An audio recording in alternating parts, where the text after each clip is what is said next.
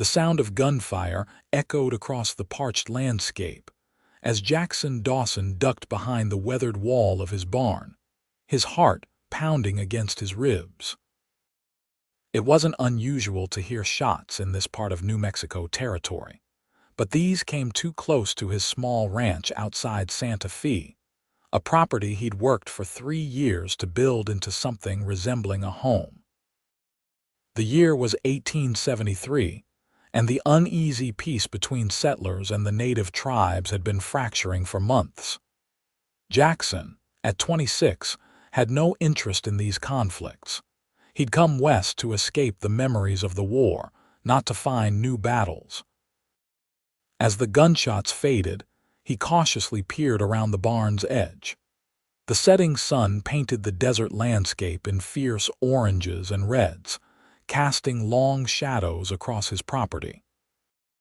That's when he saw a figure running toward his ranch, her dark hair streaming behind her like a banner against the dying light.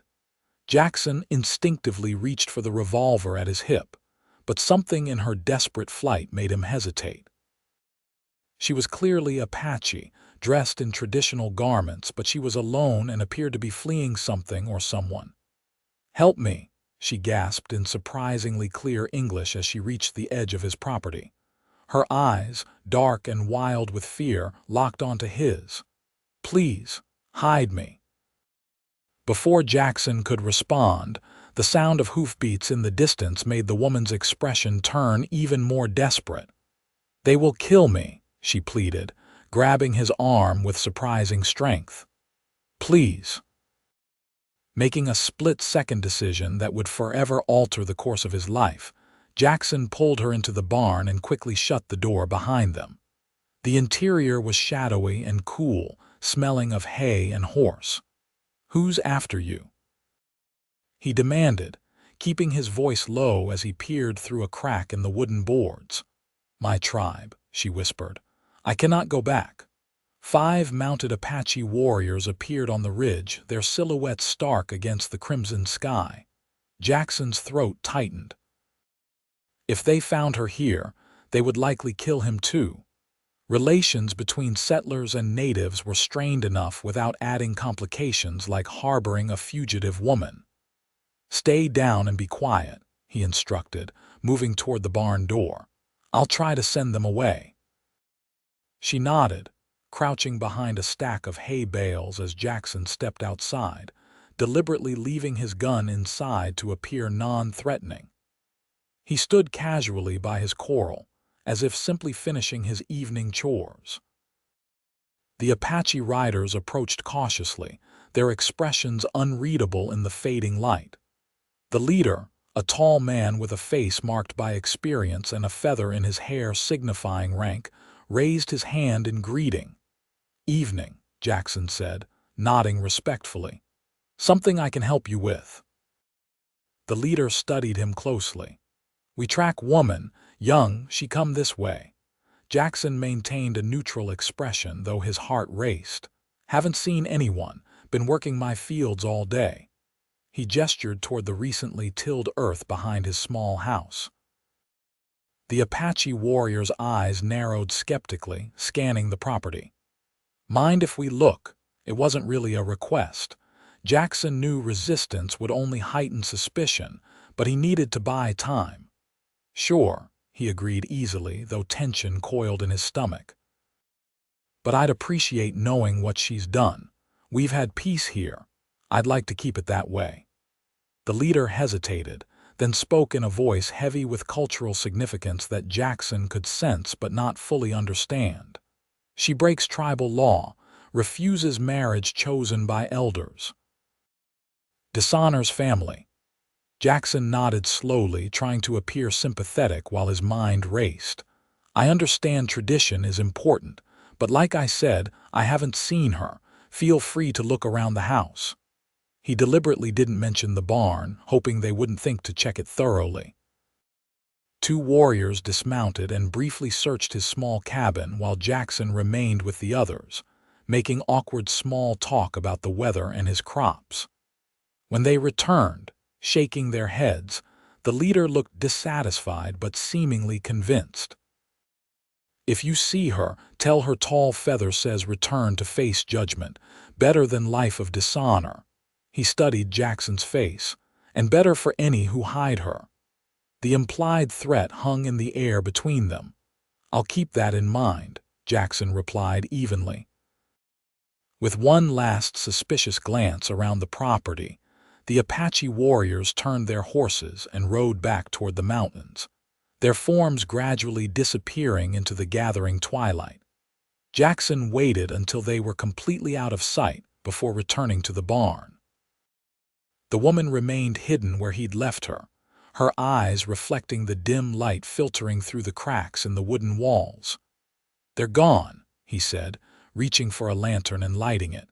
In its warm glow, he got his first clear look at her.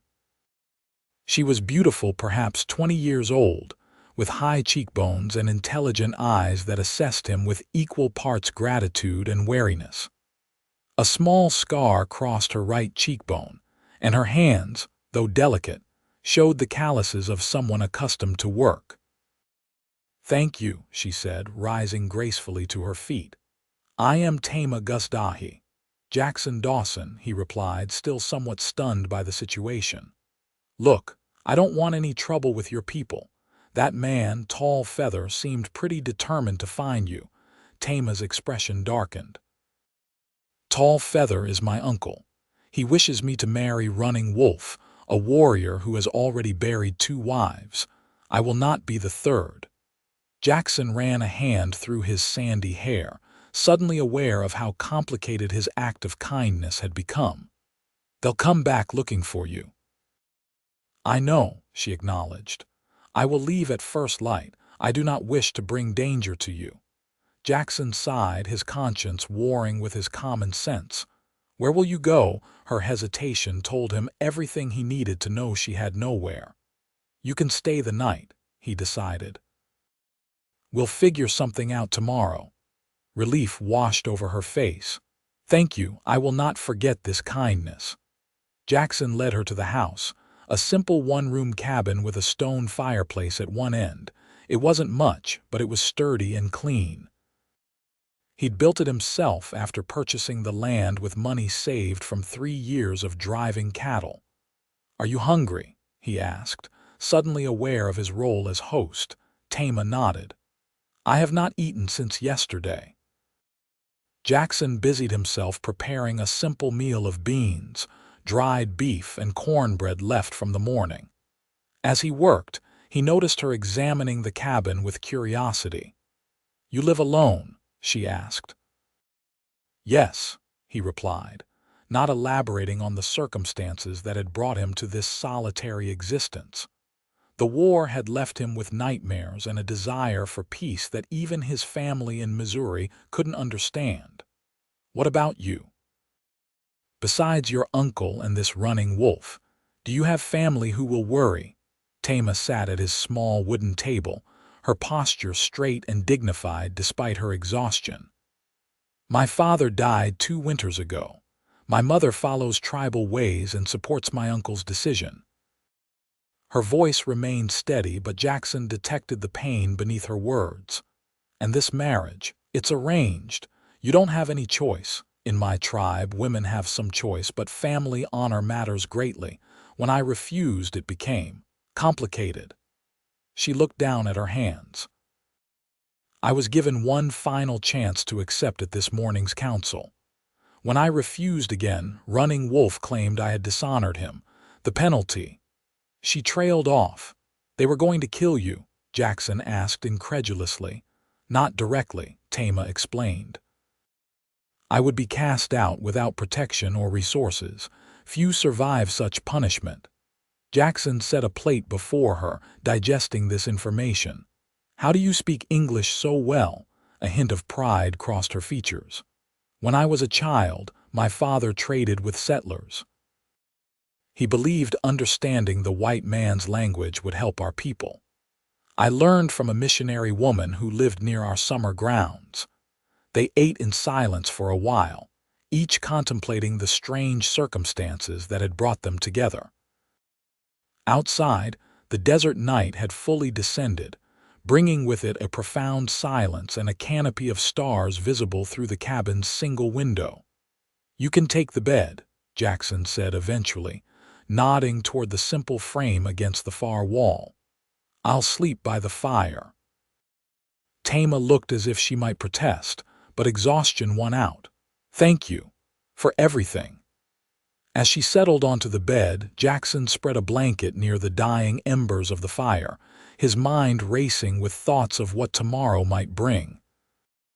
The sensible thing would be to help her reach Santa Fe, where she might find work and anonymity among the growing population. Yet something about her story and her desperate courage stirred something in him he'd thought long buried a desire to protect, to help someone fighting against impossible odds. He fell asleep planning how to get her safely away, never suspecting that fate had entirely different plans for them both. Morning arrived with golden light streaming through the cabin windows. Jackson woke to find Taima already up, her hair freshly braided, standing by the stove where she was preparing coffee using his dwindling supply of grounds. "I hope you do not mind," she said when she noticed him stirring. "I wanted to repay your kindness." Jackson sat up, running a hand through his disheveled hair.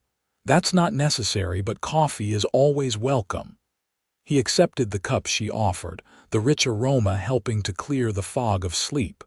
"I have been thinking," Taima said, sitting across from him. "Santa Fe might be safest. I could find work there, perhaps with one of the Mexican families." Jackson nodded, having reached the same conclusion the night before. "It's about 2 days' ride." "I could take you," a sound outside interrupted him, hoofbeats approaching, multiple horses moving at a steady pace. Jackson moved quickly to the window, peering cautiously outside. "Damn," he muttered. "They're back." Taima's face paled. "My uncle does not give up easily." This time, there were more of them, 8 warriors instead of 5, led by Tall Feather and accompanied by an older man with a face lined with authority. They approached with deliberate slowness, a show of force rather than an immediate threat. "Stay inside," Jackson instructed, reaching for his hat. "I'll talk to them." He stepped onto his porch, consciously leaving his revolver behind again but keeping his rifle visibly propped by the door, a compromise between appearing peaceful and prepared. "Morning," he called out as they approached. "Didn't expect to see you folks back so soon." Tall Feather dismounted, his expression stern.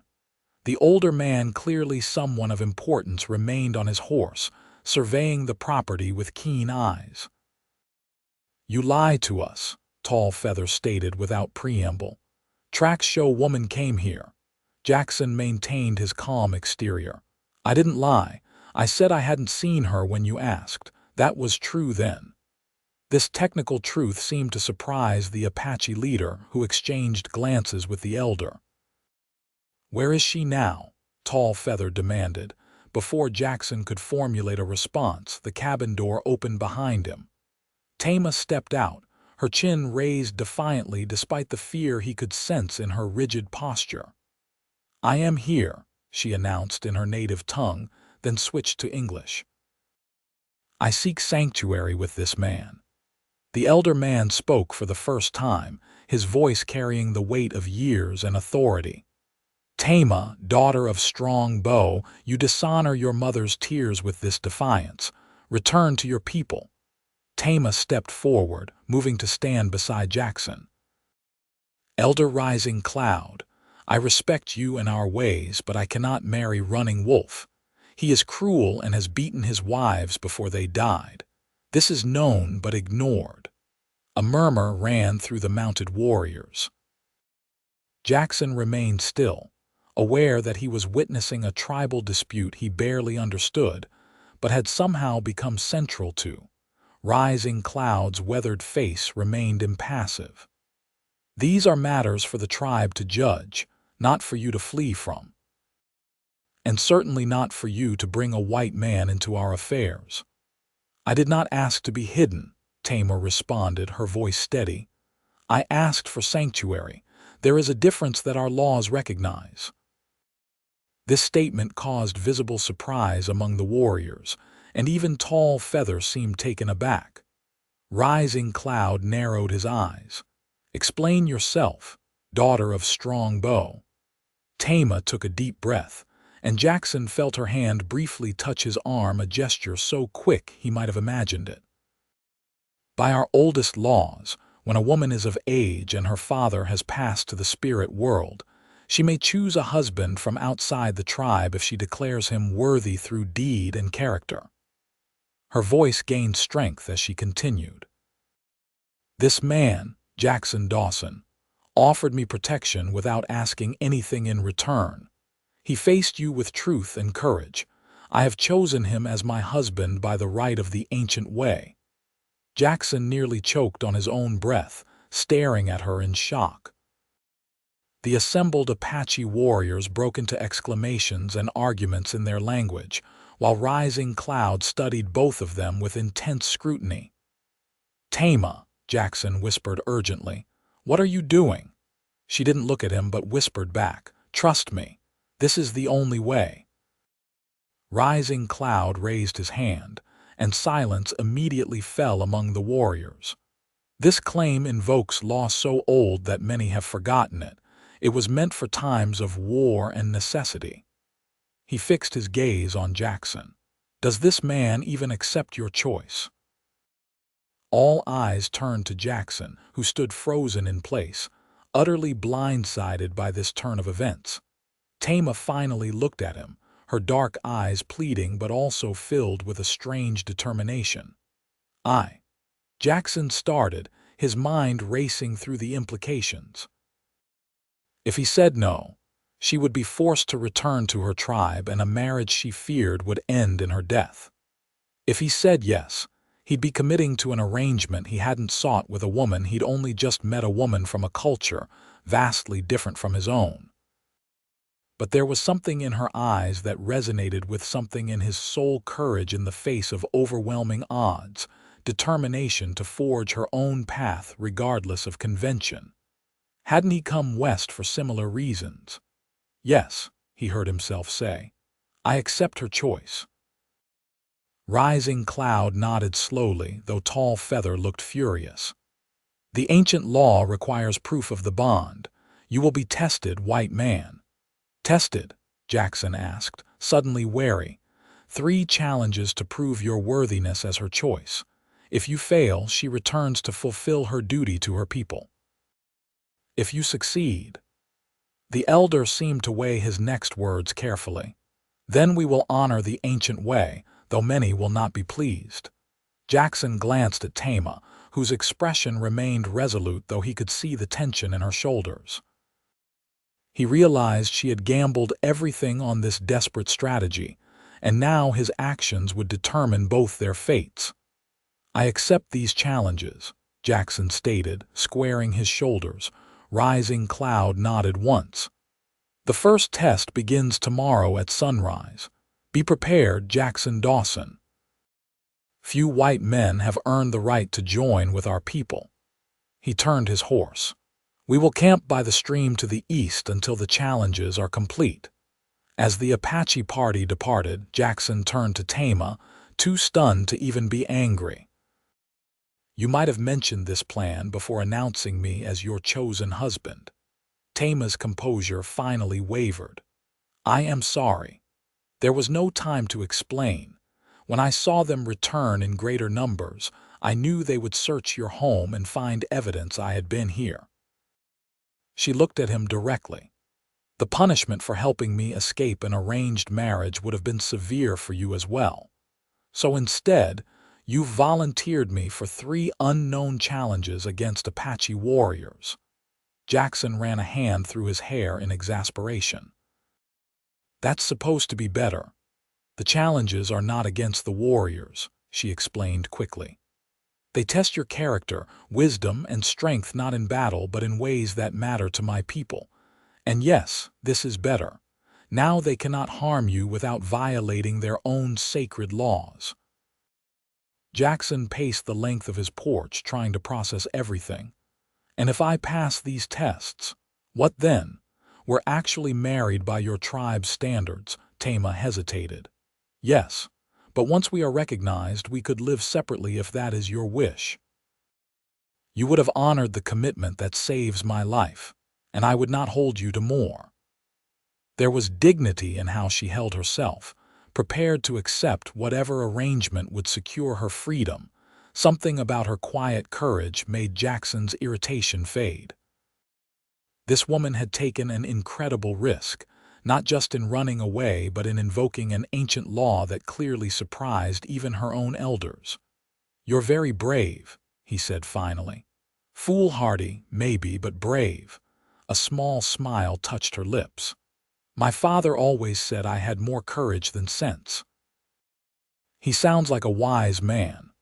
Jackson sighed, looking toward the direction where the Apache had disappeared. "So, what are these challenges likely to be?" Taima's expression became serious again. "I do not know exactly. The ancient way is rarely invoked, and the challenges are chosen based on the specific circumstances. But they will test what my people value most: harmony with the land, wisdom in judgment, courage of heart." Jackson nodded slowly. "Well, I gave my word. I'll do my best." He looked at her curiously. "But why me? You could have run farther, found someone in town, someone who might understand your customs better." Taima was silent for a moment. "When I fled, I had no plan beyond escape. But when you hid me without question, when you faced my uncle without fear but also without aggression." She met his gaze directly. "I saw a man unlike running wolf in every way that matters." Her honest answer touched something in Jackson that had lain dormant since the war, a sense that he might still be capable of being the kind of man he'd once aspired to be, before violence and loss had hardened him.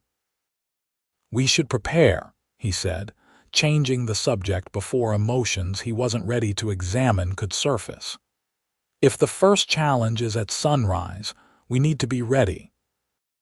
They spent the rest of the day in practical preparation, checking his weapons, discussing what little Taima knew about the possible challenges, and sharing information about their respective cultures that might prove useful.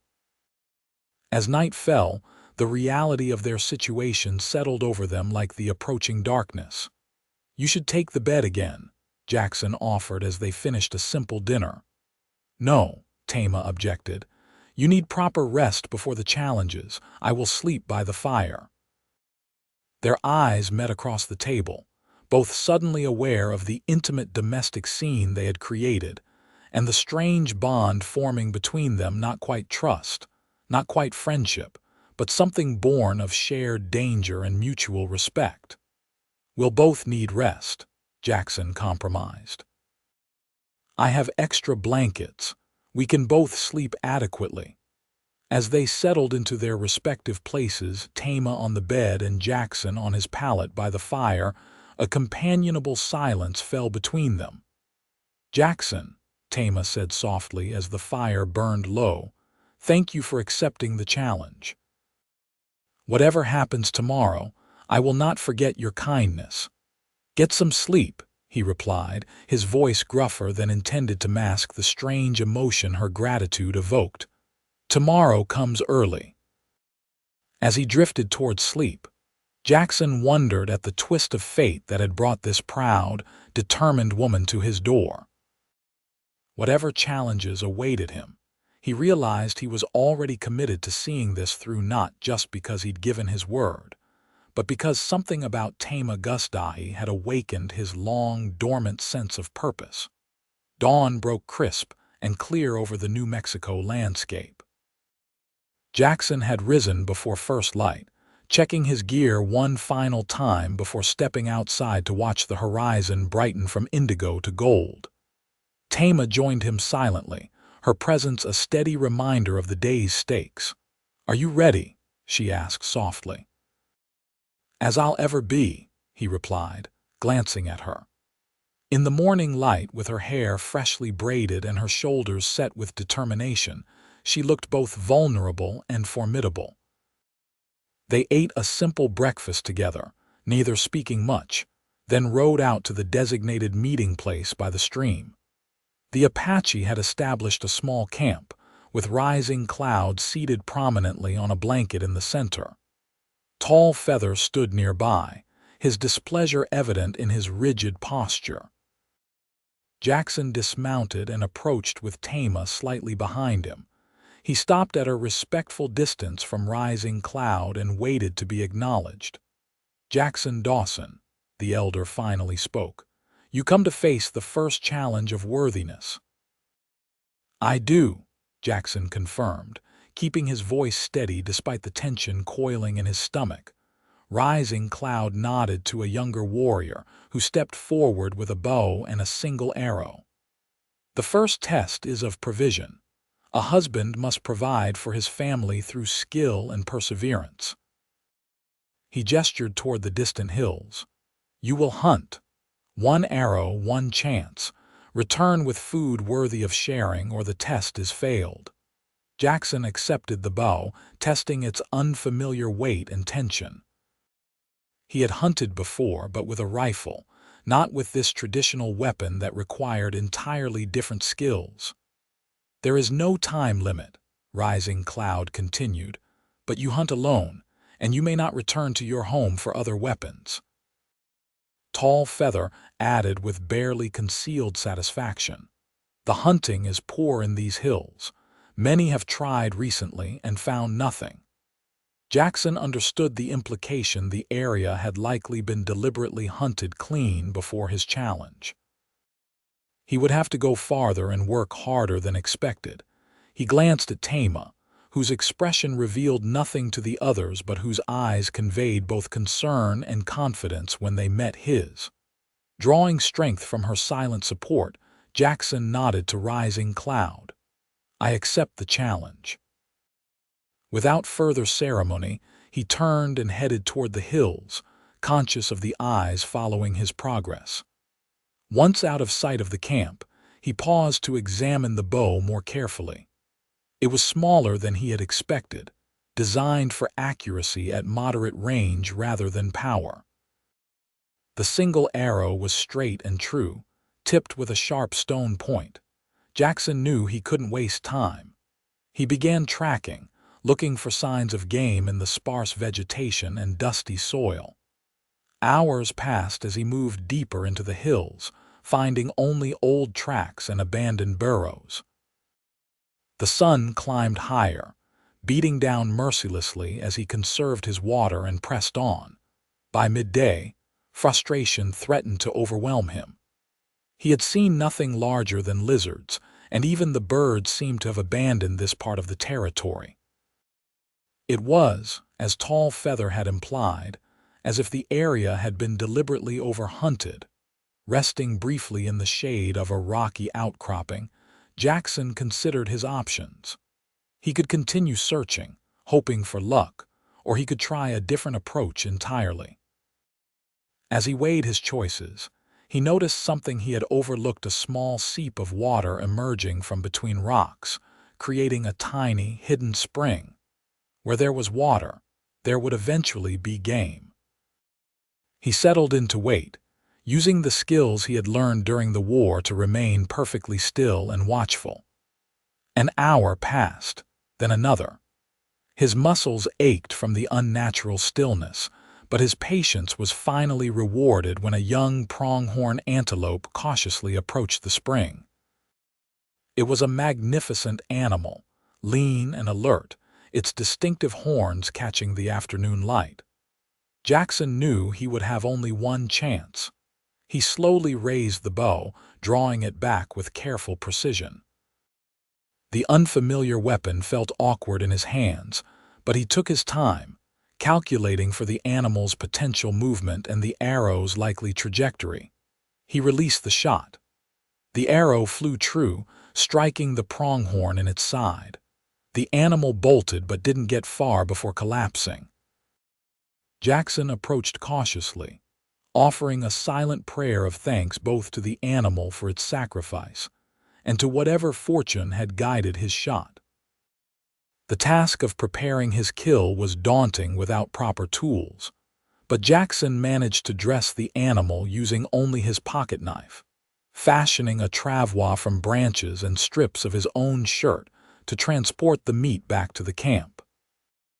The journey was long and arduous, the weight of his burden growing with each step, but as the sun began to set, he finally emerged from the hills within sight of the waiting Apache. A murmur ran through the gathered tribe members when they saw what he was dragging. Even Tall Feather looked surprised, though he quickly masked it with indifference. Jackson approached Rising Cloud and laid his kill before the elder. "I bring provision," he stated simply, too exhausted for elaborate speeches. Rising Cloud examined the meat, then looked up at Jackson with newfound respect. "You have succeeded where many would have failed. The first challenge is met with honor." Taima stepped forward, her relief visible only to Jackson in the slight relaxation of her shoulders. She knelt beside the meat and began to prepare it for cooking, her actions declaring her support of his accomplishment. That evening, Jackson participated in his first Apache feast, sharing the meat he had provided with the entire group. The atmosphere remained formal, but he sensed a subtle shift in how the warriors regarded him still as an outsider, but one who had earned at least a measure of respect. When he finally had a moment alone with Taima as they sat slightly apart from the main group near one of the smaller fires, she spoke softly. "You did well. Many believed you would return empty-handed or not at all." "I nearly did," he admitted, "if I hadn't found that spring." "That is part of the test," she explained. "Not just skill with the weapon, but wisdom to find game where others have failed." She hesitated, then added in a lower voice, "The second challenge will be harder." Jackson studied her face in the firelight. "You know what it will be?" She shook her head. "No, but I know my people. Each test builds on the last. You have proven you can provide food. Next, they will test something deeper." They fell silent as Rising Cloud approached, his weathered face inscrutable in the flickering light. "Rest tonight, Jackson Dawson," the elder advised. "Tomorrow at midday the second challenge begins." He looked between Jackson and Taima.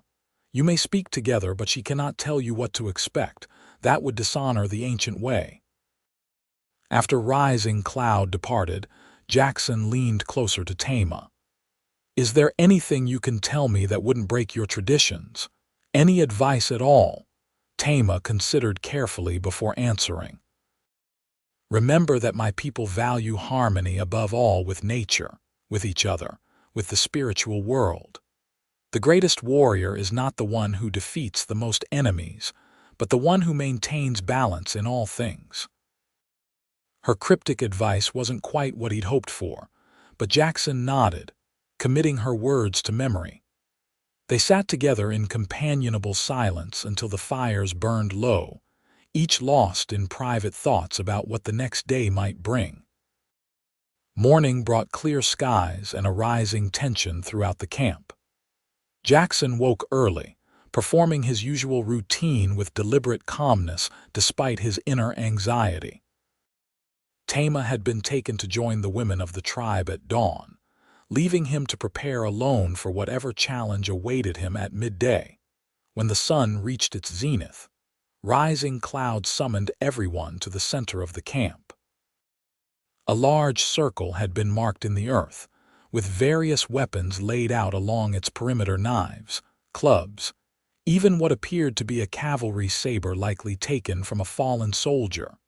Jackson's heart sank. Despite Taima's words about harmony, it seemed the second test would involve combat after all. His years in the war had made him proficient with weapons, but he had no desire to fight anyone here, especially knowing how it might be perceived if he defeated or was defeated by one of Taima's people. Rising Cloud stepped into the center of the circle. The second challenge tests judgment and wisdom, A husband must protect his family not only from hunger, but from all dangers, including those that come from within. At a gesture from the elder, two young Apache men were brought forward. Both appeared to be in their early 20s, and both were bound at the wrists. "These men have committed crimes against our people," Rising Cloud explained. "One stole food from the winter stores, endangering the tribe. The other attacked a tribal brother in anger over a woman, causing injury that prevents him from hunting." He fixed Jackson with a penetrating stare. "You must judge their punishment." Jackson blinked in surprise. This was not what he had expected at all. "You're asking me to determine how your people should be punished for breaking your laws?" Rising Cloud nodded. "A husband and father must judge fairly within his family. How can we trust you with one of our daughters if you cannot demonstrate wise judgment?" He gestured to the weapons. "These are available should you determine physical punishment is required." Tall Feather stepped forward. "Among our people, theft that endangers others can be punished by severing the hand that stole. Attack that disables another may be answered with equal harm to the attacker." The challenge suddenly became clear to Jackson. They were testing whether he would apply harsh frontier justice or find another solution, whether he truly understood the concept of harmony Taima had mentioned. He approached the first young man, the alleged thief, and spoke directly to him. "Why did you take from the winter stores?" The young man looked surprised at being addressed directly. After a moment's hesitation, he answered, "My younger sister was ill. She needed strength, and the medicine man said meat broth would help her recover." Jackson nodded, then turned to the second man. "And you, why attack another member of your tribe?" This one seemed less repentant. "He spoke falsely about me to the woman I wished to court. His lies turned her heart against me." Jackson paced the circle slowly, aware of all eyes upon him. The weapons gleamed in the sunlight, but he made no move toward them. Instead, he returned to stand before Rising Cloud. "In my judgment," he began, choosing his words carefully, "punishment should restore balance, not simply inflict pain." He gestured to the first young man. "This one stole for his sister's life, not for selfish gain. His punishment should be to hunt and provide twice what he took, not just for his family but for any in the tribe who are in need." Murmurs ran through the gathered Apache, and Jackson saw Taima watching him intently from where she stood with the other women. "For the second," Jackson continued, "his actions came from wounded pride, but resulted in real harm to another. He should care for the injured man's family, hunting for them and tending their needs until the injured man can hunt again. And he should publicly acknowledge his lie or misunderstanding before the woman and the tribe." A tense silence followed his pronouncement. Rising Cloud's expression remained unreadable, but Jackson thought he detected a flicker of approval in the elder's eyes. "You choose restoration over retribution," Rising Cloud observed. "This is unusual for a white man." Jackson met his gaze steadily. "I've seen enough retribution in my life to know it rarely brings true justice. Balance seems wiser." Rising Cloud studied him for a long moment before nodding slowly. "The judgment shows wisdom beyond your years, Jackson Dawson. The second challenge is met." Relief washed over Jackson, though he was careful not to show it too plainly. From across the gathering, he caught Taima's eye and saw her small, proud smile before she quickly composed her features again. That evening, he was permitted to speak with her briefly as the tribe prepared for the night. "You understood," she said softly. "About harmony." Jackson shrugged. "It made sense. After the war, I saw how punishment without purpose just breeds more resentment. Your people's way seems wiser in many respects." Taima looked at him with new curiosity. "You fought in the white man's great war." "You never mentioned this." "It's not something I like to remember," Jackson admitted. But yes, 4 years of my life that taught me more about suffering than I ever wanted to know.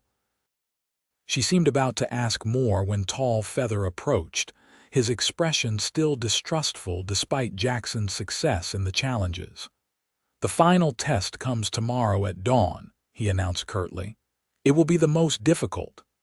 With a last measuring look between them, he walked away. "He truly does not want me to succeed," Jackson observed. "My uncle arranged the marriage with Running Wolf," Taima explained. "Your success challenges his authority within the tribe." Jackson nodded his understanding. "What can you tell me about the final challenge? Anything at all?" Taima hesitated, clearly torn between helping him and honoring her tribe's traditions. "The third test always concerns the heart," she finally said. "The first proves you can provide, the second that you can lead wisely. The third must prove that you are worthy in spirit." It was another cryptic answer, but Jackson sensed it was all she could offer. "Thank you. I'll do my best." "I know you will," she replied, and there was something in her voice, a warmth that hadn't been there before. Before she turned to rejoin the women, she added quietly, "Few men would have done what you have for a stranger." As she walked away, Jackson realized that Taima was no longer simply a woman he was helping out of basic decency. In the short time they had known each other, she had become someone he genuinely cared about, someone whose respect mattered to him in ways he hadn't anticipated. The final challenge, whatever it might be, would test more than his suitability as a husband in Apache eyes. It would test his own understanding of what he truly wanted for his future, and whether that future might include the remarkable woman who had appeared so unexpectedly in his life. Dawn arrived with a heavy mist hanging over the camp, giving everything an otherworldly quality as Jackson prepared himself for the final challenge. He had slept poorly, his mind cycling through possibilities of what a test of the heart might entail. Would he need to recite vows? Undergo some ritual? Face Running Wolf in combat? After all, the camp was unusually quiet as rising clouds summoned him to a spot outside the circle of tippies. Taima was nowhere to be seen, which heightened Jackson's unease. "The final challenge tests the heart's truth," Rising Cloud announced without preamble. "A husband must be willing to sacrifice for those he claims to protect." Two warriors led forward a horse Jackson recognized immediately, his own sturdy buckskin gelding, the animal he had raised from a colt and relied on for 3 years. "This horse is your most valued possession," Rising Cloud stated. It wasn't a question. Jackson nodded slowly. "Yes. Buck has been with me since I came west." "And the Apache woman, Taima, she was unknown to you before she sought your protection." "That's right," Jackson confirmed, increasingly confused about where this was leading. Rising Cloud's gaze was penetrating. "The final challenge is simple. You must choose between them." Jackson stared at the elder in disbelief. "Choose. If you choose the horse, you keep your property and return to your life as it was. Taima will return to her people and fulfill her original duty." Rising Cloud's voice remained even. "If you choose Taima, the horse becomes property of the tribe, but you gain the right to take her as wife under our laws." Jackson looked at his faithful horse, then at the gathering of Apache faces watching his reaction. The test was ingenious in its simplicity and cruelty, forcing him to demonstrate, in the most tangible way possible, what he valued more. "This is what she meant by sacrifice," he murmured, more to himself than to Rising Cloud. "All worthy bonds require sacrifice," the elder affirmed. "This tests whether your words of acceptance were genuine or merely convenient." Jackson approached Buck, running a hand along the horse's familiar neck. The animal nickered softly in recognition. nudging against his shoulder in the affectionate gesture that had been part of their daily interaction for years.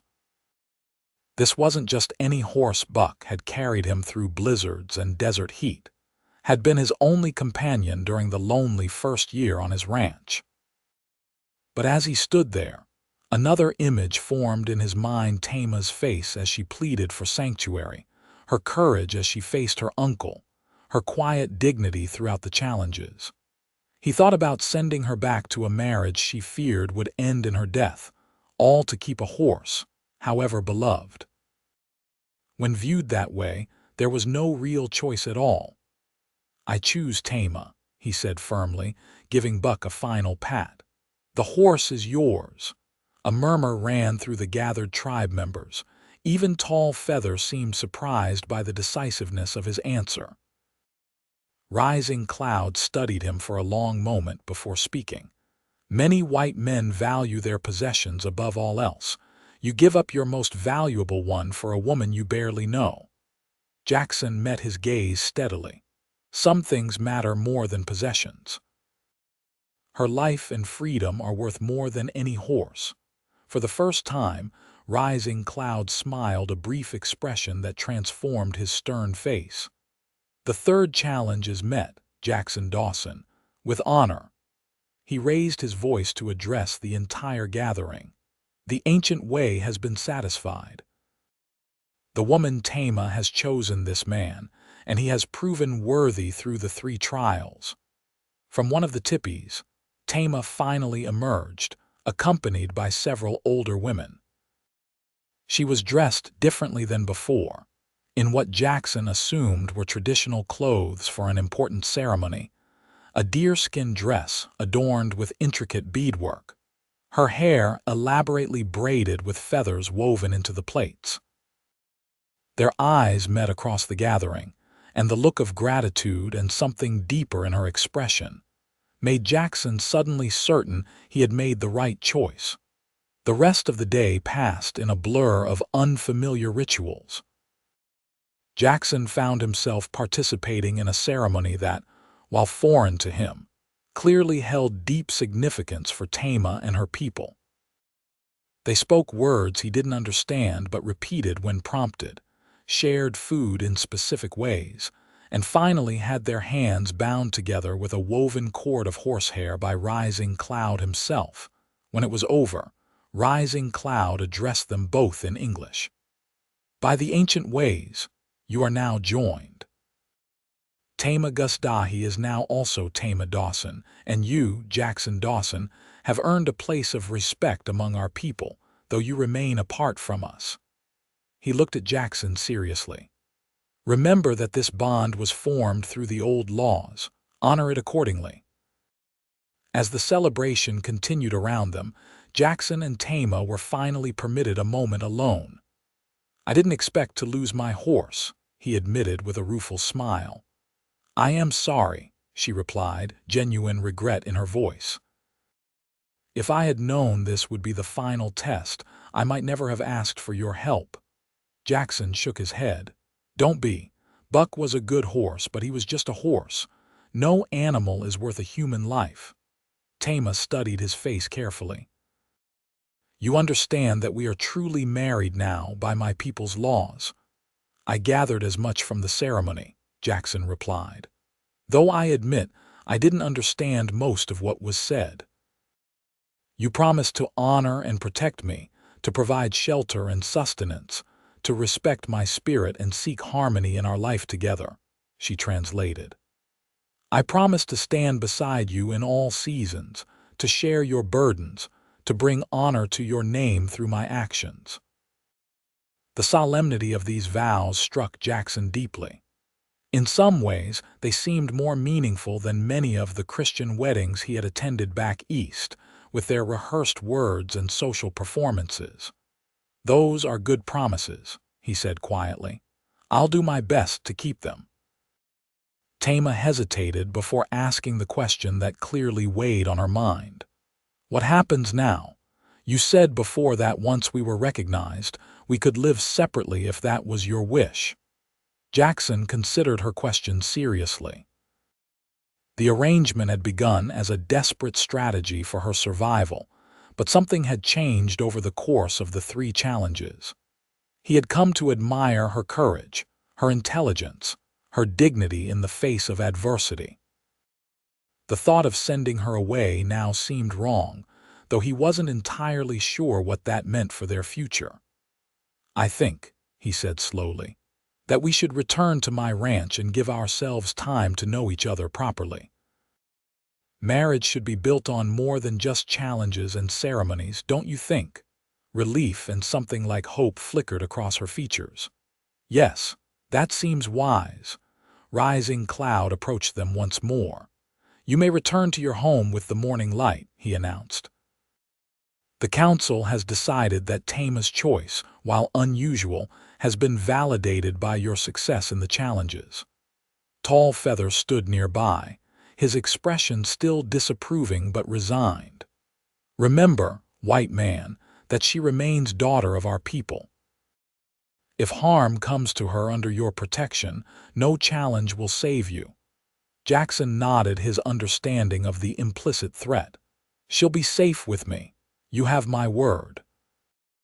As the Apache broke camp the next morning, preparing to return to their traditional territories, Jackson found himself facing an unexpected gesture from Rising Cloud.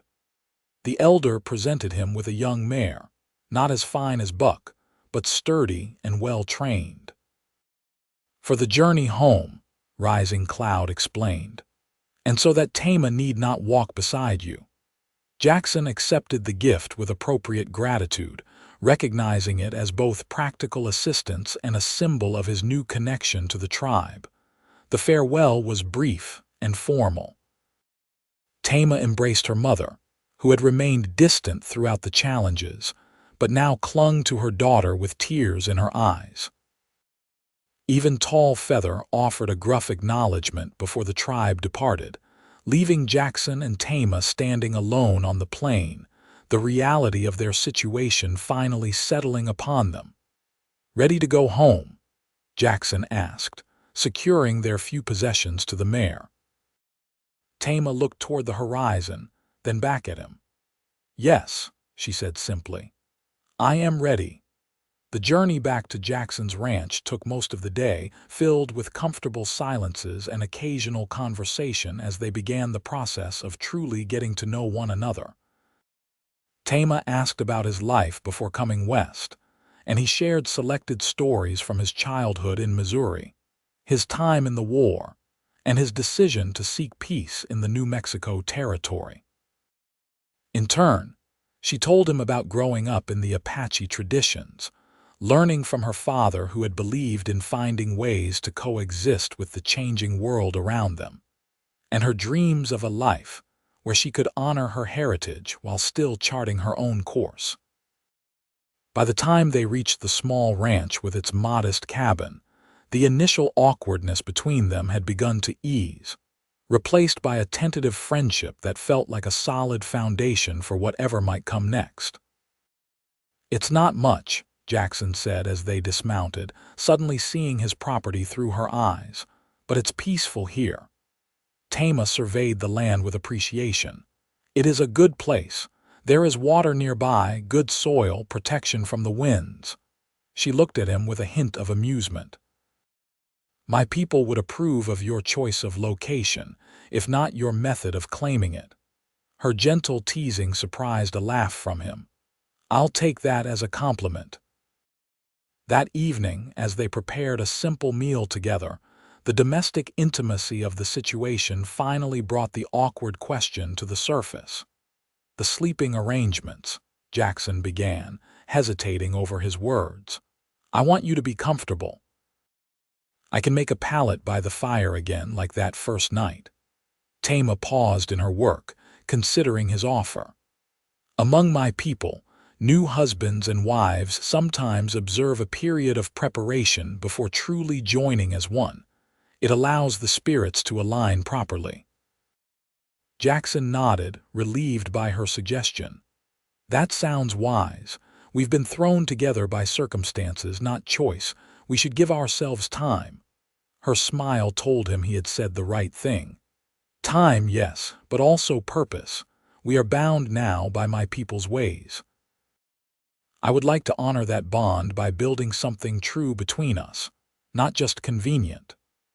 I'd like that too, Jackson admitted, surprised by the sincerity of his own words. The following weeks established a new rhythm to Jackson's previously solitary life. Each day brought new discoveries about his unexpected wife, her skill with medicinal plants that soon improved his small garden, her quick mind that absorbed English reading lessons with remarkable speed, her dry humor that emerged as she became more comfortable in his presence. Jackson found himself working with renewed purpose, expanding the cabin to create proper separate sleeping areas, improving the corral, and planting more crops than he had initially planned for just himself. When Taima suggested modifications to make the home more suitable for the coming winter, he welcomed her input, incorporating her knowledge of local materials and traditional methods to create a dwelling that combined the best of both their backgrounds. They established comfortable boundaries, respecting each other's privacy while gradually sharing more of their thoughts and experiences. At night, they would often sit on the porch, watching the stars emerge while talking about their pasts or their hopes for the future. It was during one such evening, nearly a month after their return from the Apache camp, that Taima revealed more about her decision to flee her tribe. Running Wolf had already chosen his next wife before his second one was even buried, she explained, her voice quiet in the darkness.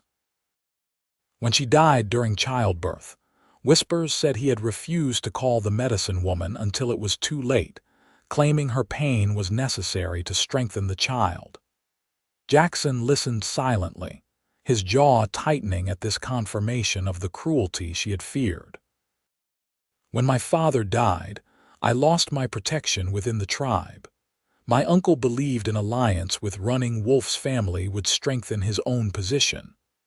Her hands were clasped tightly in her lap. I tried to accept it as our way, but then I saw how he looked at me not as a person, but as something to be used and discarded. I knew then that I would rather die trying to escape than live waiting for death in his lodge. Without thinking, Jackson reached out and covered her clasped hands with his own. You made the right choice. No tradition is worth sacrificing a life to cruelty. Taima turned her hand to grip his. You risked much for a stranger. I have never properly thanked you for that. You don't need to thank me, he said honestly. Anyone worthy of being called a man would have done the same. She shook her head slightly. No, they would not. Many would have turned me away or worse. She looked at him directly in the dim light. You are a good man, Jackson Dawson. Something shifted between them in that moment. A recognition that what had begun as an arrangement of necessity had grown into genuine affection and respect.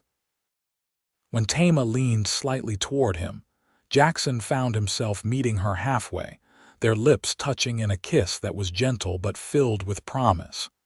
As summer gave way to autumn, their relationship continued to deepen.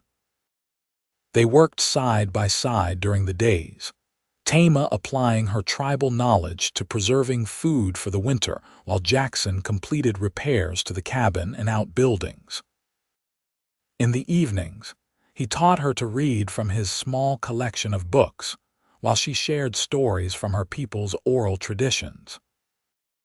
Their physical relationship progressed with the same careful respect that characterized all their interactions, moving from tentative kisses to a deeper intimacy that felt both new and somehow inevitable. When they finally shared the bed as true husband and wife, it was with a sense of rightness that neither had expected when their unusual marriage began. Word of their union gradually spread through the scattered communities of the territory.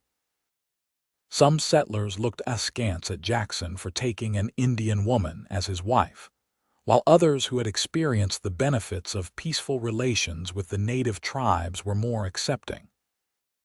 Jackson found he cared little for either reaction, his priorities having shifted to the life he and Taima were building together. In late autumn, they received an unexpected visitor, a young Apache rider who approached their property with caution, but without apparent hostility. Jackson greeted him from the porch, where he had been repairing a chair, while Taima emerged from the cabin at the sound of her native language being spoken. The messenger brought news that Rising Cloud wished to meet with them at the neutral trading post near Santa Fe in 2 days' time. He provided no explanation for the request, leaving them to wonder whether it represented a problem or simply a desire to confirm Taima's well-being. "We should go," Taima said after the messenger had departed. "Rising Cloud would not summon us without important reason." Jackson agreed, though not without some apprehension.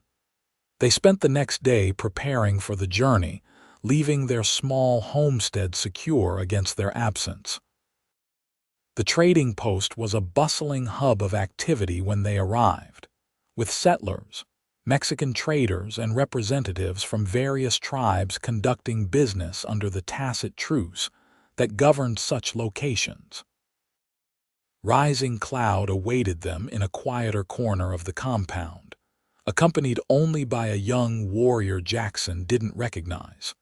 To Jackson's surprise, the elder greeted him with the same respect shown to Taima, inquiring about their health and home before addressing the purpose of the meeting.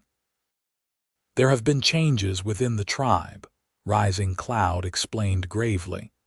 "Tall Feather has led a faction that wishes to abandon our traditional territories and join with more militant bands to the north."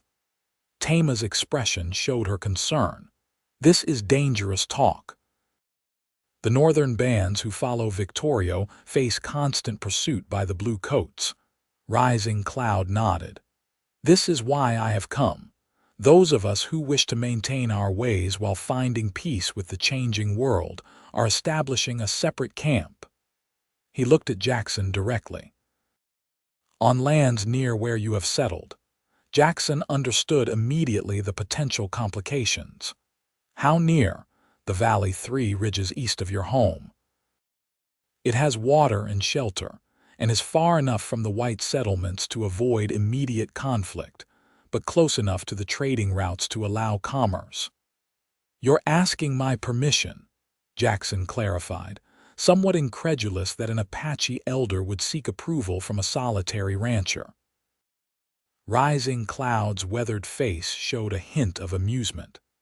"I am informing you as a courtesy, because you are Taima's husband and have proven yourself honorable, but also to propose an arrangement that might benefit both our peoples." The arrangement, as Rising Cloud outlined it, was straightforward. Jackson's ranch sat at a strategic point between the proposed Apache camp and the nearest town. If he were willing, he could serve as an intermediary for trade, passing along goods and communications without either side having to enter the other's territory directly. In return, the Apache would ensure that no raiding parties, neither from their own people nor from other tribes, would threaten his property. "You would be a bridge between worlds," Rising Cloud concluded, "as your marriage already is." Jackson glanced at Taima, seeing the complex emotions playing across her features, hope at potentially being near her people again, concern about the responsibilities such an arrangement would entail, and something else he recognized as pride in being part of creating this opportunity for coexistence. "I need to discuss this with my wife," Jackson said formally, using the term deliberately to acknowledge their bond before Rising Cloud. "But I am not opposed to the idea." Rising Cloud nodded approvingly. "This is wise. Speak together with one heart before giving your answer." That evening, in the privacy of the small room they had rented at the trading post, Jackson and Taima discussed the proposal thoroughly. "It would be dangerous," Jackson acknowledged. "Both sides would suspect us of favoring the other." and any violence between settlers and Apache would put us in an impossible position. Taima nodded, her expression thoughtful. But if it succeeds, it could prevent much suffering. My father always believed that understanding between our peoples was possible, but required those willing to stand in both worlds. She looked at him directly. Like us. The way she said us resonated deeply with Jackson. Their unlikely union, begun in desperation, had become something neither had anticipated, a partnership of equals, bound by growing love and mutual respect. We would need to be very careful, he cautioned. Set clear boundaries, make sure both sides understand our role is to facilitate peace, not take sides in conflicts. Yes, Taima agreed. And we would need to be honest with each other always. No secrets, no divided loyalties. Jackson reached for her hand, his decision already made. Then we'll do it. Together. The next morning, they gave Rising Cloud their answer and with it, committed to a new chapter in their lives. Over the following months, as the Apache established their camp in the nearby valley, Jackson and Taima carefully navigated their role as intermediaries. It was delicate work, requiring diplomacy, firmness, and occasional courage when tensions rose on either side. There were difficult moments, suspicious settlers who accused Jackson of going native, young Apache warriors who viewed his influence as a threat to their traditional ways, and government agents who sought to exploit his position for their own purposes. But there were triumphs as well. As trade relationships flourished, medical knowledge was exchanged during a difficult winter, and a tentative trust began to grow between communities that had previously viewed each other only with fear and hostility. Throughout it all, Jackson and Taima's bond deepened, strengthened by the challenges they faced together and the shared purpose that guided their actions. When, in the spring following the Apache settlement, Taima announced she was expecting their child, it seemed a fitting symbol of the new life they had created between two worlds. Their son was born as summer approached, a healthy boy with his father's sandy hair and his mother's dark, intelligent eyes. They named him Thomas, after Jackson's father, but also gave him an Apache name that Taima's mother suggested during her first visit to see her grandson, one who bridges.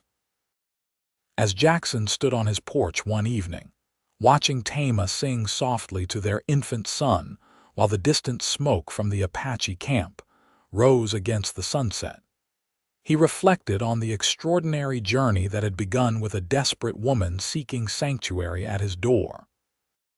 What had started as simple human decency had transformed not only his life but an entire community, creating possibilities for peace where before there had been only suspicion and conflict.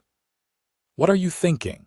Taima asked, joining him at the railing with their son cradled against her shoulder.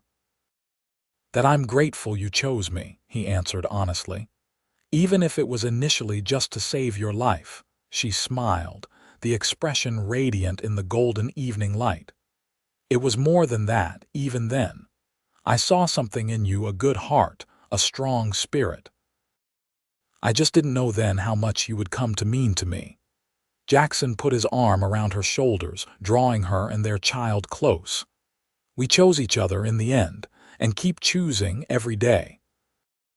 As the stars began to appear in the darkening sky, they stood together on the threshold of the home they had built, not just the physical structure, but the life they had created between two worlds. Their story, begun in desperation and forged through challenges, had become one of hope, love, and the promise of a future where understanding might replace fear, and where bridges could be built across the divisions that separated peoples. In the distance, a lone wolf howled, and somewhere in the Apache camp, a drum began to beat in response. The sounds mingled with the soft cooing of their son and the whisper of the wind through the prairie grass, different voices, forming an unexpected harmony. just like the unlikely family that had found its way against all odds, creating its own place in a changing world. "Our son will know both worlds," Taima said softly, following Jackson's gaze toward the horizon where their cultures met. "And be stronger for it," Jackson agreed. "Just as we are." As night settled fully over the New Mexico landscape, they turned together toward the warm light of their home, carrying their child and the promise of a future built on courage, respect, and a love that had transcended the boundaries between their worlds. 5 years passed, transforming both the landscape and the lives of those who inhabited it. The small ranch that had once been Jackson's solitary refuge had expanded into a thriving homestead with additional rooms built onto the original cabin, a larger corral housing several horses, and fields that produced enough crops to support their growing family and provide surplus for trade. Thomas, now a sturdy 5-year-old with his father's build and his mother's quick mind, had been joined by a 3-year-old sister they named Sarah, after Jackson's grandmother. Both children moved effortlessly between cultures, speaking both English and Apache with native fluency, equally comfortable in the settler community and among their mother's people. The Apache settlement in the nearby valley had grown stable and relatively prosperous under Rising Cloud's leadership.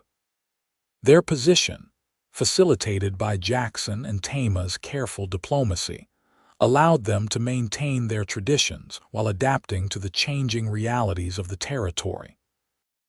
They traded openly with settlers, occasionally provided scouts for the cavalry against hostile bands farther north, and established a reputation for honesty that served as a buffer against the prejudice still common throughout the region.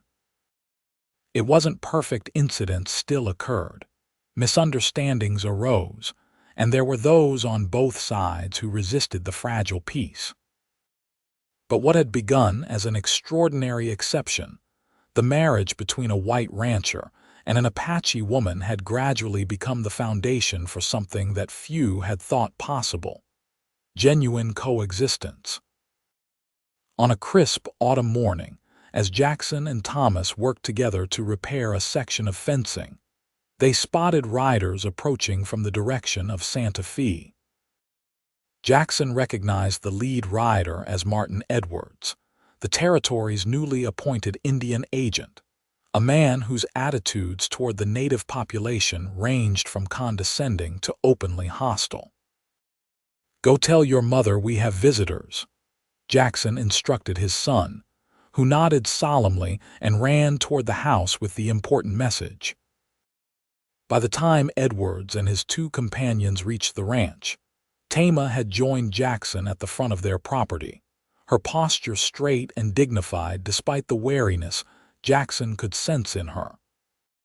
5 years of serving as intermediaries had taught them both to be cautious around government officials, whose policies could shift like the desert wind. "Dawson," Edwards greeted him with a curt nod, barely acknowledging Taima's presence. "Need to talk to you about the Apache camp." "Of course," Jackson replied evenly. "Would you and your men like to come inside for coffee?" Edwards glanced at the cabin, where Thomas and Sarah watched curiously from the porch, and shook his head. "This won't take long. Washington's changing policy again. All Indians are to be registered and moved to designated reservations by spring." Jackson felt Taima stiffen beside him but kept his own expression neutral. "The local Apache have been peaceful for years. They trade fairly, cause no trouble." Edward's expression hardened. "Policy doesn't make exceptions, Dawson. San Carlos Reservation in Arizona is where they've been assigned. I'm giving you advance notice out of professional courtesy since you've been involved with them." His gaze flicked dismissively to Taima. "The Army will enforce the move if necessary." "The people will resist," Taima said quietly, her first words since the agent's arrival. San Carlos is poor land, far from our traditional territories. Edwards looked at her directly for the first time, his contempt barely concealed. They'll go willingly or unwillingly. Makes no difference to Washington. After the agent and his companions had departed, promising to return in a week for Jackson's assistance in convincing the Apache to comply, Taima and Jackson held a somber council with Rising Cloud and the other tribal elders. "We have heard of San Carlos," Rising Cloud said gravely. "Those sent there suffer greatly. Little water, poor hunting, disease among the crowded people." His weathered face showed the weight of the decision before them. "But resistance means bloodshed. The blue coats have many guns, many men." Jackson had seen enough of the Army's campaigns against resistant tribes to know the elders' assessment was grimly accurate. "There might be another option," he suggested carefully. "The Mescalero Reservation is closer, in territory more similar to your traditional lands. If we could convince Edwards to change the assignment." Rising Cloud looked skeptical. "This man does not seem one who listens to reason." "No," Jackson agreed, "but his superiors might. I have contacts in Santa Fe, merchants, a newspaper editor, even the territorial governor's aide. If we can build enough support, present a petition showing that moving you to Mescalero instead of San Carlos serves everyone's interests." It was a desperate plan, born of the knowledge that they faced impossible choices. But over the next week, Jackson and Taima threw themselves into the effort, riding to Santa Fe to speak with everyone who might have influence, preparing documents that outlined the economic and security benefits of keeping the peaceful Apache band closer rather than forcing them hundreds of miles away. Taima's eloquence surprised even those settlers who had known her for years. Speaking perfect English and drawing on both her traditional knowledge and her understanding of white concerns, she made a compelling case for allowing her people to remain in New Mexico territory. Their most unexpected ally emerged in the form of Colonel James Bradford, a career military officer who had been involved in numerous campaigns against hostile tribes, but who recognized the folly of alienating peaceful ones. "Forcing these Apache to San Carlos will likely create enemies where we currently have none," the colonel stated bluntly during a meeting with the territorial governor. "Dawson and his wife have built something unusual out there, a working relationship between settlers and natives that benefits both. Destroying it serves no strategic purpose." When Edwards returned to the ranch as promised, he found not just Jackson and Taima waiting, but Colonel Bradford, the territorial governor's representative, and two prominent merchants from Santa Fe whose businesses had profited from trade with the peaceful Apache. The petition they presented requesting reassignment to Mescalero instead of San Carlos had been signed by dozens of settlers, several military officers, and every business owner in the nearest town. "This doesn't change policy," Edwards blustered, though Jackson could see the man recognized he was suddenly in a politically delicate position. "Policy allows discretion in implementation," Colonel Bradford countered smoothly. "Particularly when military officers on the ground believe a different approach would better serve the territory's security interests." The implied threat was clear. If Edwards insisted on the San Carlos assignment, he would face opposition from the military leadership. Faced with united resistance from unexpected quarters, Edwards reluctantly agreed to forward their petition to Washington with his recommendation for approval. It wasn't a guarantee, but it offered hope where before there had been none. The winter passed in anxious waiting. Jackson and Taima continued their work, prepared contingency plans with Rising Cloud's people, and tried to maintain normalcy for their children despite the uncertainty hanging over their extended family. When the response finally came in early spring, it arrived in the form of new orders delivered by a different agent, an older man named Harrison with a pragmatic attitude, and none of Edward's obvious prejudice. "Washington has approved the Mescalero assignment," he informed them without preamble when they met at the trading post. Colonel Bradford's endorsement carried significant weight, so did the economic arguments. He glanced at Taima with something like respect.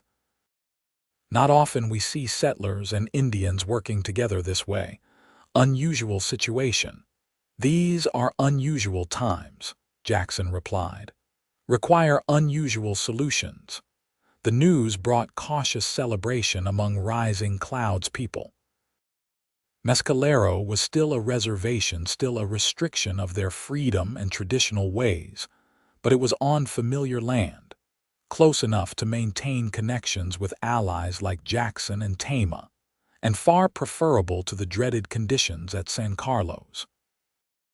As spring bloomed across the New Mexico landscape, final preparations were made for the band's relocation. Rather than the forced march at gunpoint that many tribes had endured, Rising Cloud's people would travel on their own terms, with dignity intact and their essential possessions preserved. On the morning of their departure, Jackson, Taima, and their children stood with the Apache as final farewells were exchanged. There were tears, but also determination. This was not an ending, but a transition, a new chapter in their shared story. Rising Cloud approached Jackson and Taima last, his expression solemn but his eyes reflecting the wisdom that had guided his people through so many changes. "You have honored the ancient way beyond all expectation," he told them, speaking in Apache so that the children would understand the significance of his words. "What began in desperation has become a bridge between worlds." He placed his hands on Thomas and Sarah's heads in blessing. "These children carry both bloodlines, both spirits. In them, I see hope for a future where our peoples might find true peace." Taima embraced the elder who had been like a father to her since her own had passed. "We will visit often.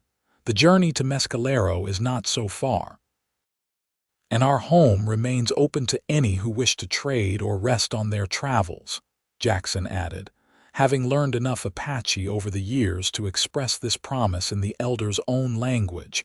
Rising Cloud nodded, visibly moved by the gesture. "The path ahead remains difficult. There will always be those who fear what is different, who cling to old hatreds. But what you have built here," his gesture encompassed not just their homestead but the larger understanding they had fostered, "shows another way is possible." As the Apache band departed, their procession dignified despite the circumstances that compelled it. Jackson stood with his arm around Taima's shoulders, their children pressed against them in a family embrace. What had begun 5 years earlier with a desperate woman begging for sanctuary had transformed not just their individual lives, but an entire community's understanding of what was possible. "We should expand the trading post," Taima said softly as they watched the last riders disappear over the ridge. "Make it easier for my people to bring goods from Mescalero." Jackson smiled at her practical response to emotion, one of the many qualities he had come to love about his remarkable wife. "Already planning the next bridge," she looked up at him, her dark eyes reflecting both the sadness of the day's parting and the determination that had carried her through so many challenges. "Always. It is what we do, you and I." He kissed her gently, aware of their children watching with the solemn curiosity of youth. "Yes, it's who we are." That evening, as they sat together on the porch of the home they had built between two worlds, Jackson thought about the extraordinary journey that had brought them to this moment. What had begun as simple human decency hiding a desperate woman from those who would harm her had become the foundation for a life richer and more meaningful than he could have imagined. "You ever regret it?" he asked suddenly. "Choosing me that day, All that's happened since. Taima considered his question with the thoughtfulness that characterized all her actions. There have been difficult days, she acknowledged, times when the path seemed impossible, but regret, she shook her head decisively. No, never that. She reached for his hand, their fingers intertwining in a gesture that had become as natural as breathing. When I ran to your farm that day, I was running from death toward an unknown future. I did not expect to find a partner who would stand beside me through all that followed. Her voice softened, or a love that would transform both our lives. Jackson tightened his grip on her hand, emotion making speech difficult.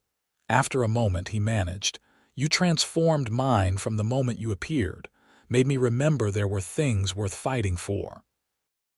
Their children's laughter drifted from inside the house, a sound that never failed to remind them of all they had gained, and all they still stood to lose if the fragile peace they had helped build should falter. "We will continue to build bridges," Taima said with quiet certainty. "For them. For all who come after." As the sun set over the New Mexico landscape, painting the distant mountains in gold and purple, Jackson Dawson looked at the extraordinary woman who had become his wife and the life they had created together. What had begun in desperation had become something powerful and enduring, a testament to the possibility that even in the midst of conflict and misunderstanding, courage and compassion could forge connections stronger than the forces that sought to divide. Their story, he knew, would continue to unfold with each passing season, shaped by the choices they made and the bridges they built between the worlds they both inhabited. It wouldn't always be easy, but it would always be worthwhile. Together, he agreed, sealing the promise with a kiss as twilight deepened around their home, the sanctuary that had become a crossroads, the meeting place between two cultures where an unexpected love had taken root and flourished against all odds.